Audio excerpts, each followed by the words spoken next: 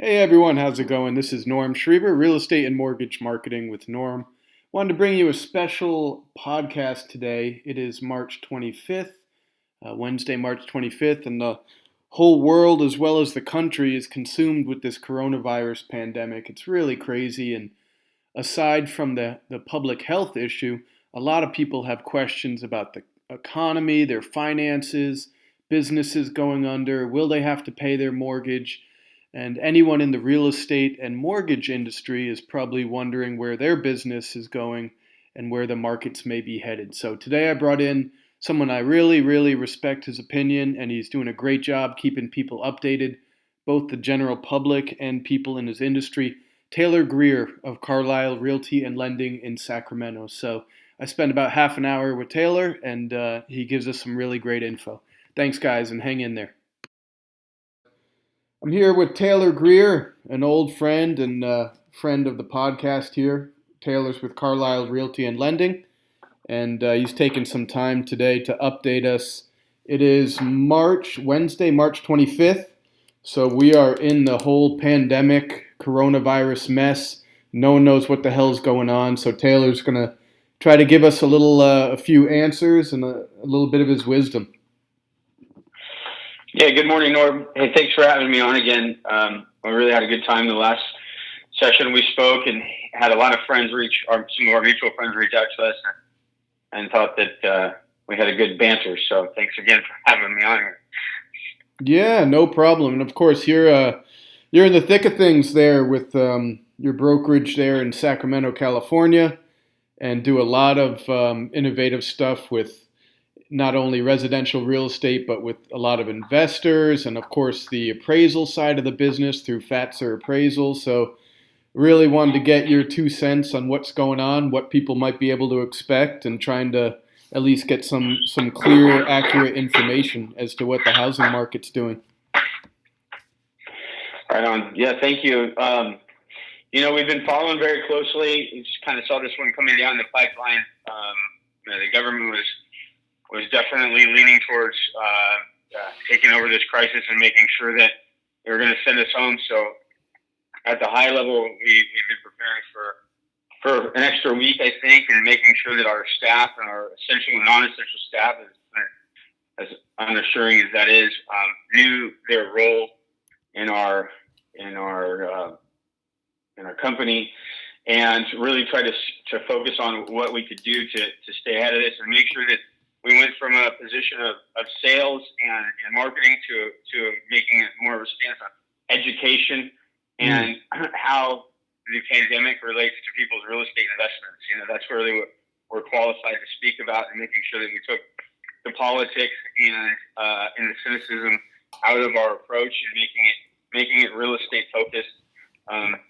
Whether that was an interest rate position, a position of understanding what the after virus value was, a small joke we've had in the appraisal company, and or what it meant to a buyer. Could a buyer get a better deal now with the lower consumer confidence that's out there? So we've been looking at it from a number of angles and hoping to bring that value to our clients through social media and other advertising. No, I love that, and I noticed that, and I really applaud that, because that's what people need now is clear information and someone, bringing them unbiased, non-salesy, non-political, meat and potatoes about what's going on and news.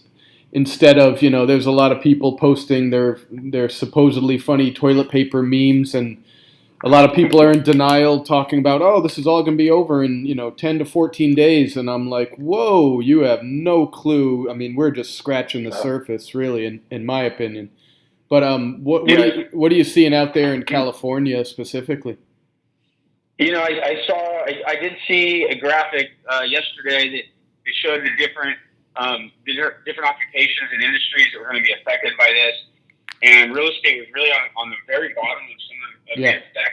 And I'm concerned at the short-sightedness of that graphic. I think that real estate, while it may be the last effect, I think it's still going to have a very strong effect. This COVID is going to have a very strong effect on us, not in the short term, but in the long term. As people begin to go back to work, maybe their consumer confidence is lower.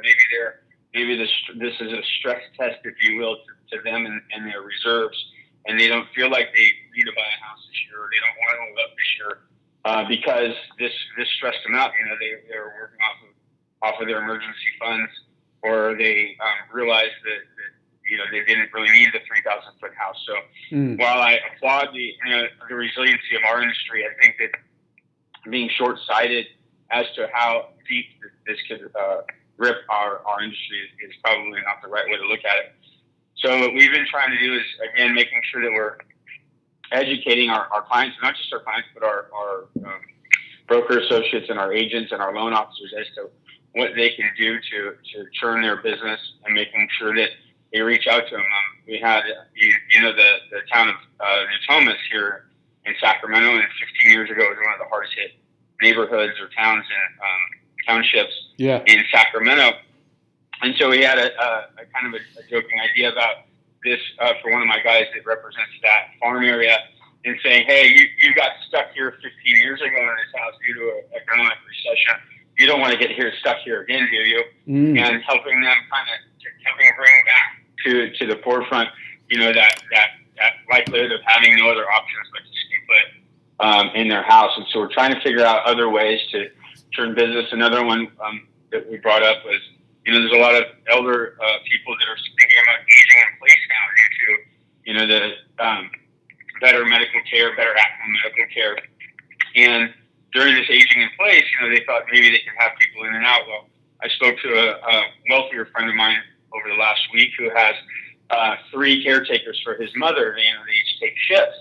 Well, those caretakers take shifts, go home, and can bring back and cross-contaminate. Yeah. And so now he's considering no longer aging his mother in place, but putting her into a care facility, right? Well, obviously that to us on the economic side means that that's another listing for us. Yeah. So helping to bring those things to the forefront and understanding that maybe aging in place, it sounded like a good idea. Could I afford it? My kids are just a couple miles away. If I fall, so they fall. But instead, now this means, aging in place isn't really aging in place if I'm on lockdown and my kids are sequestered and they can't bring the germs from their 4 or 6-year-old to my house. That aging in place doesn't sound so satisfying. Yeah, it's true. And there's always, we know this, that when you talk about, during the slow cycle of a recession or during the last crash, and this is definitely atypical what we're seeing now, but there's always needs, right? That's what's wonderful and interesting about the housing market, about real estate and mortgages. People always have needs. In the past, during the last recession, it was short sales and foreclosures, unfortunately. But you worked with a lot of investors and buyers. And so maybe it shifts now. Like maybe you said, people aren't going to, buy that, that dream house now or move up, or they might hit pause on a few things. That'll be a good segment of the population who's seen their income curtailed or are just shell-shocked. But there's going to be a lot of first-time home buyers who are going, once the dust settles and it becomes, people internalize this and it becomes the new normal, there's going to be a lot of people looking to take advantage of some price breaks, or, investors definitely are going to swoop in, because I don't even know how the hell you would price something these days, So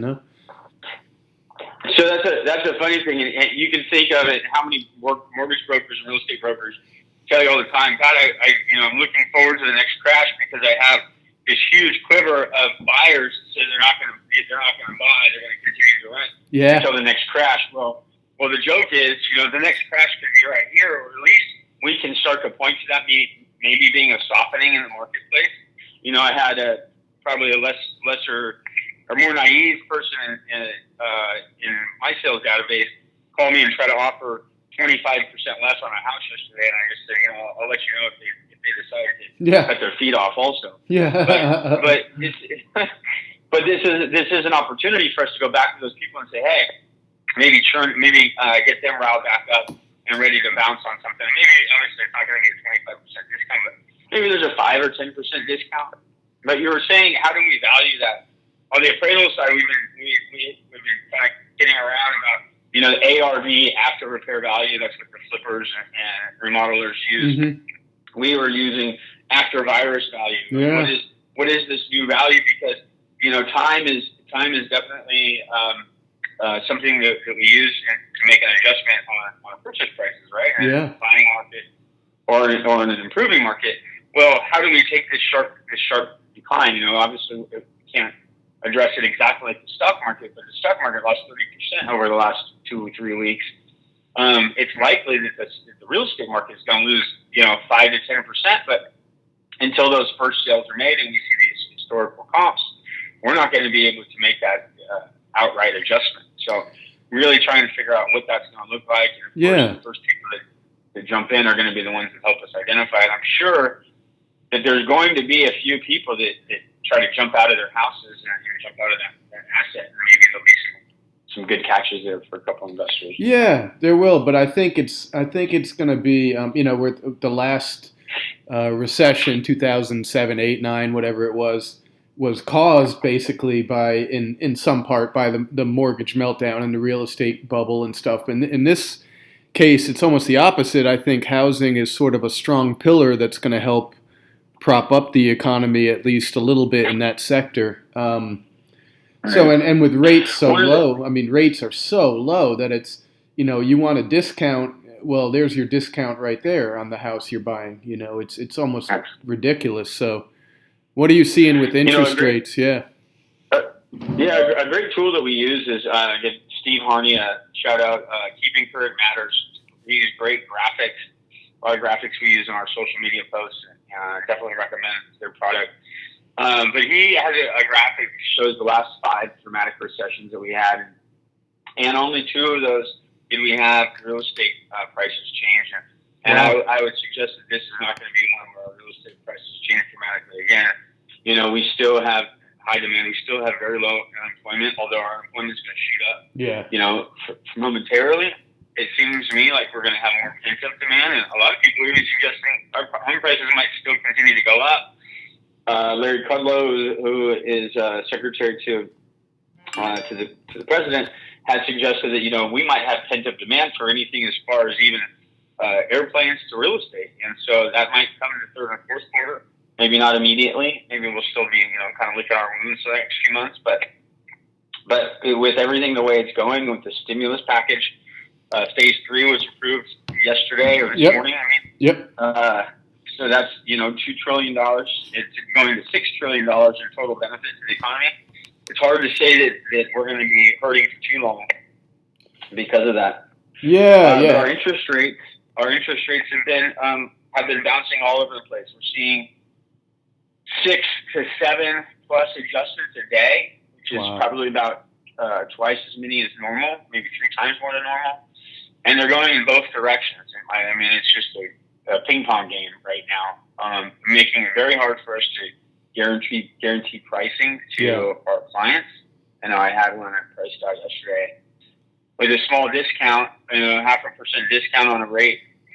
I went and tried to lock that, and it came up to a 0.75 discount. So another, 0.5% in cost to the client. That's really tough to go back to him and explain. They think that we're doing it to our benefit only. Yeah, and I mean, in the grand scheme of things, rates are still low. Whether they're all-time low, rock bottom low, near historic low, 10-year low, 5-year low, whatever, they're still damn good. So it's not like we're looking at 6 and 7% or something. So yeah, it should be. I think you said it best. Pent up demand. I think this is like a bottleneck where everyone is just frozen with shock and horror and wondering what the hell's going to happen and going to take a huge hit as people get laid off and small businesses. But once we see that curve flatten, so to speak, which is becoming a household term, right? And we see that there's a light at the end of the tunnel, and the medical facilities hopefully start catching up a little bit with proper funding and equipment. And when people see that we're going to get through this as a nation, then I think there's going to be a healing process. But there'll definitely be a rush of people who want to get back to life as we knew it, including buying and selling their house and stuff like that. There may be a lot of people who need to sell their house too. So that definitely, for financial reasons, you have, 30, 40% value increases over the past 7 years or whatever it came out to, and you just lost your job, selling your house, cashing in the equity, and getting a nice apartment doesn't sound as bad anymore. So, correct. What are you seeing with? Go ahead. Go ahead. No, go ahead. Great. I was going to ask you because you work with a lot of investors, so there's all these articles now, and no one really knows what the actual effect is going to be. But suspending foreclosures, people, do you have to make your payment as a renter? You don't have to make your payment. There's amnesty for paying your mortgage. What do landlords do? It's a sort of a weird chicken and the egg. No one knows what's going to happen until April 1st. Mm-hmm. Yeah, we've been following that pretty strongly and blogging about that as well. The governor in California, at least, has stayed any evictions for people related to having health needs related to the COVID crisis. It's a very loose set of responsibilities in order to get that to happen.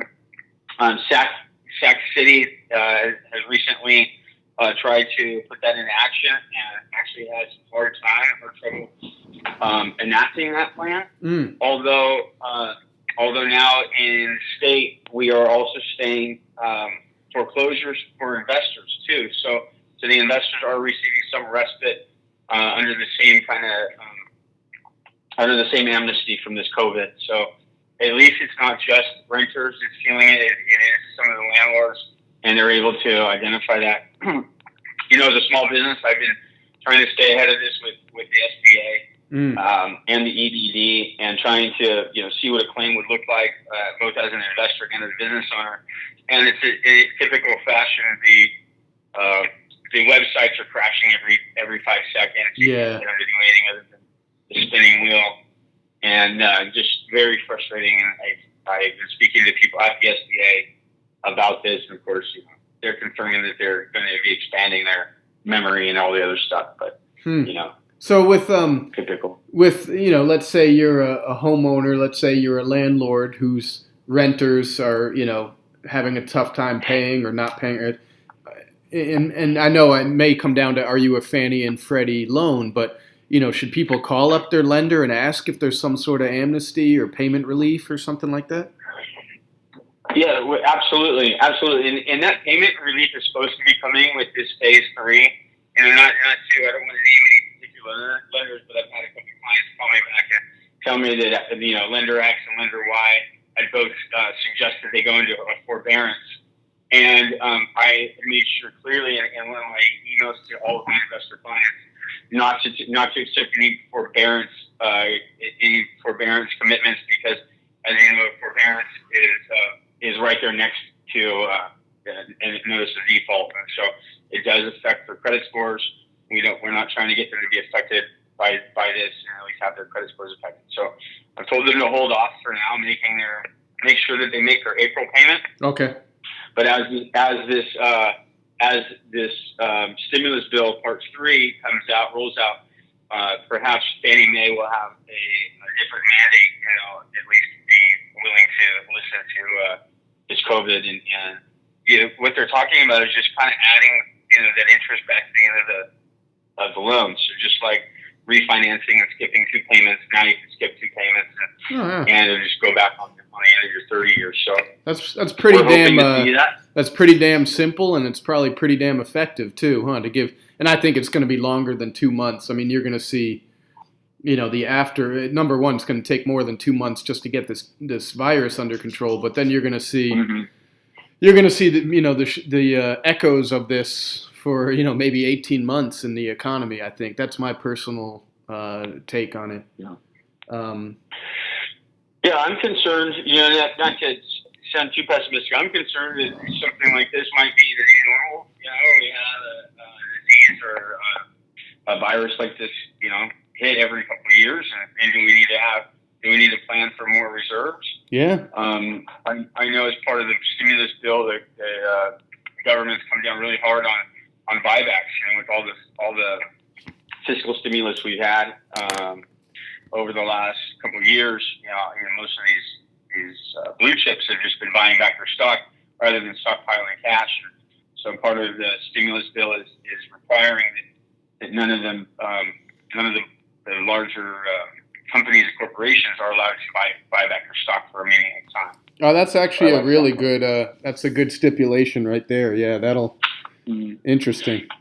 Yeah. My favorite stipulation was that none of the stimulus, regardless of what industry you're in, if it is a member of Congress or a member of the executive branch, their companies, should they still own companies, cannot receive any of the stimulus. Yeah. So of course this affects Trump's hotels, but it affects some people who are in the aerospace industry, affects some people who are in the oil and gas industry. So I thought that was good. They weren't pork belly for themselves, which is often the case up on Capitol Hill. Yeah, I'm sure that's what the Democrats were holding out for when they were fine tuning the negotiations. Interesting. How do you see when eventually the dust settles and we find a new normal that'll look different than life as it was? But how do you see our economy, the fundamentals of real estate, housing, the day-to-day of how people go about buying, selling, refinancing? How do you see that change? Is there going to be? Is the whole virtual do everything online thing going to be pretty sticky, or are we going to be excited to get person to person again? It's silly to me that California has not yet adopted this virtual notary idea. Being such a technologically advanced state, I don't understand why we're one of the last holdouts on e-notaries. We have seen a product offering on the appraisal side of things. I can't remember the exact name of it. We have seen it, but they allow for the homeowner to do a tour on a camera phone of their house, and the appraiser is sitting in his or her desk, and noting all of the improvements and deficiencies of the property. Oh wow! So that's one way of keeping the appraiser out, allowing him to do a desktop appraisal, but also including the video and photography. So that's a great new tool, and one of the companies rolled that out almost under Emergency Act last week. That's awesome. Trying to make sure that was used and adopted. Huh. Fascinating. That's awesome. Yeah, that's Virtuance is the name of that company that has that product, and very cool, nice hybrid product that allows for you still to have an appraiser, right? We are certified to give definitive value, better or worse, but allowing it for the appraiser not to have to enter the home, which is where this contamination always comes from. Now, what the hell do home inspectors do? I mean, how the hell does that work? As far as our specific company, we have suggested to all of our agents and appraisers that if a home is occupied, that they do not enter for the time being. So that's been Carlisle's specific mandate, and we think that that's going to protect our people. But you're right, home inspectors. I mean, there's no way that they can get around it. And most of the homes sell with an occupant in it, so I don't know what their. Well, then again, home inspectors, when they're doing the crawl under the foundation or whatever, they're throwing on that basically almost a full biohazard suit anyways. So, I mean, if they just threw on one of those, I mean, they'd probably be safe both ways, I'm guessing. I don't see why not if they took proper protocols and, But yeah, that's interesting. How long do you think is it a mandatory quarantine? Not quarantine, but like a lockdown there. What is it called? A curfew? What's like the term for it? So they're calling it a shelter in place right now. Okay. Some people call it a sequester. Some people have called it a quarantine. But sheltering in place, I believe is what the governor calls it. And so we are not supposed to be in groups of 10. We're not supposed to be in any place of work right now. You're only supposed to be out if you need to, unless you're deemed essential. So, unfortunately, real estate brokers and agents and loan officers are not essential right now. While there's still some confusion as to whether appraisers and home inspectors are, because they have to be boots on the ground for some of these transactions. Yeah. So that's and notaries also. So of course we've had notaries and appraisers that have decided not to work because they don't want to be in close contact. So that's been harmful to our closings. Wow, interesting. Interesting. You have a lot of investors, of course, that you work with and do a lot of, wealth building strategies with them and stuff. How do you, from an investment standpoint, we talked a little bit about, people might want to jump in and when there's a price break, but how do you see this affecting the, let's say, residential investments, 2 to 4 units, and how do you see this affecting commercial, bigger apartment buildings and commercial investors? Well, we again, another blog that I wrote earlier this month was, we thought we had seen the worst of it when they implemented rent control on us, Yeah. and now it's not even rent control. Now it's anti-eviction control. So I believe that how the government exercises this and to what degree will determine whether or not we have a strong and robust investment economy again. If the landlords and investors don't get the same amounts of relief, are not afforded the same relief that the tenant is afforded, then that's going to be very lopsided, and it's going to be counter to any investment strategies that we've always suggested. In all of our investment strategies, we always recommend that if the property cash flows immediately, we don't do what we did in the 2000s and speculate as to where the value of the property is going to go. Yeah. But we hope to normalize the rents and allow for some cash flow, even a modest cash flow, so that we know that no matter if the value of the property deteriorates, the income from the property will always remain stable. Yeah, fascinating. Wow. So, if anyone else, what are some of your favorite resources now that people have so many different newspapers? Unfortunately, people are getting their info on Facebook, CNN. No, I like Fox. No, this is my favorite podcast.